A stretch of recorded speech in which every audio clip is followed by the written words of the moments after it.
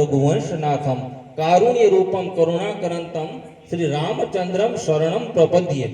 આ છે ને ભાઈ હમણાંમાં ભાઈ મહેન્દ્રભાઈ ધૂનભાઈ રામ નામ સંકીર્તન કેટલું મહત્વ છે બધાને આપણે ખબર ન હોય, બરાબર. એમ કહે છે ભગવાનને જ્યારે નારદજીએ પૂછ્યું કે ભગવાન તમે ક્યાં વસો છો, નારદજી તો ગમે ત્યાં ભગવાનને મળી લેતા, એને ખબર હતી, એને ગમે ત્યાં આકાશ પાતાળમાં જ્યાં હોય ત્યાં નારદજી એને મળી લે.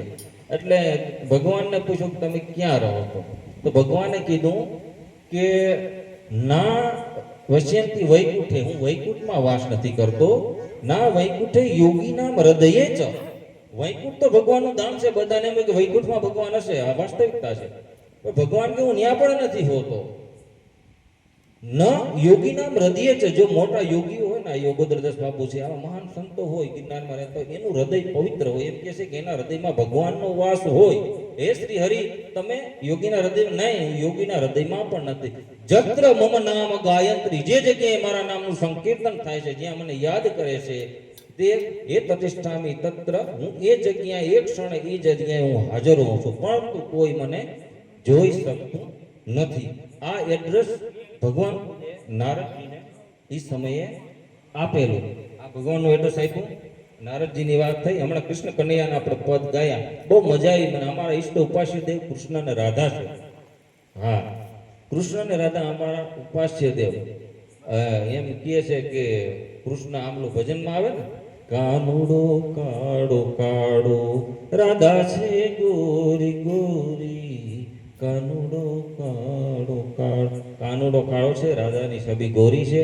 આ કાળો કાળો કાનુડો હવે મન વશ કરીને જોતા સિદ્ધ પ્રેમ જાખી થાય. જ્યારે મનને એકાગ્ર કરવામાં આવે, મનમાંથી બીજા વિચારોને છોડી દેવામાં આવે, એ વશ કરીને જો જોવામાં આવે તો સિદ્ધ પ્રેમ જાખી થાય. તુરંત એની પ્રેમ જાખી, એની પ્રેમની કૃપાથી એના દર્શન થાય, એવું કહેવામાં આવ્યું છે. એ વાણીનો આખે આખું ભજન સમજવા જેવું છે. આપણે આગળ સમય નથી, ક્યારેક ભજનનું આપણે વિવરણ આખું સમજવું. મુકુમ કરોતિ વાચાલમ પંગુમ લગૈતે ગિરિમ યત કૃપાતમહમ વંદે પરમાનંદ માધવ. મુકુમ કરોતિ વાચાલમ, પંગુમ મૂંગાઓને બોલતા થઈ જાય. પંગુમ લગૈતે ગિરિમ, જેના પંગ લગડા હોય, અપંગ હોય, એ ચાલતા થઈ જાય. પંગુમ લગૈતે, એ એવા ચાલતા થઈ જાય કે ગિરિમ, ઈ પર્વતો ચડી જાય, એવા મહાન થઈ જાય, એવા મોટા, એવી બધી એની કૃપા. યત કૃપા તમહમ મંદે પરમાનંદ માં, જો પ્રભુ તમારી કૃપા થાય તો આ શક્ય છે.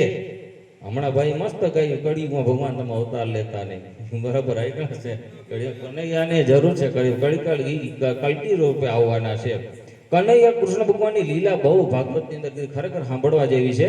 અને ભાગવત એને મહાભારતમાં બે સાંભળવા. મહાભારત પ્રસંગ લ્યો તો દુર્યોધન અને અર્જુન જ્યારે મહાભારતના યુદ્ધની તૈયારી થઈ ગઈ ને, ત્યારે ભગવાન કૃષ્ણ આગળ ગયા. એટલે એ યુદ્ધ નિશ્ચિત થઈ ગયું હતું. કૃષ્ણ ભગવાન આખી લાંબો પ્રસંગ છે, પણ એ જ્યારે માગવા ગયા ત્યારે અર્જુન છે ને ભગવાનના ચરણમાં બેસી ગયા. એ મોડા ગયા, અને આપણે જે દુર્યોધન હતો એ જરાક વહેલા ગયા હતા. એટલે એ ભગવાન કૃષ્ણ શયન કરતા હતા, એના ઓશિકાની બાજુમાં બેસી ગયા છે. અને ભગવાને આંખ ખોલી, અર્જુનના દર્શન પહેલાથી અર્જુનને જોયા, એટલે બાજુમાં બેઠો હતો દુર્યોધન. બે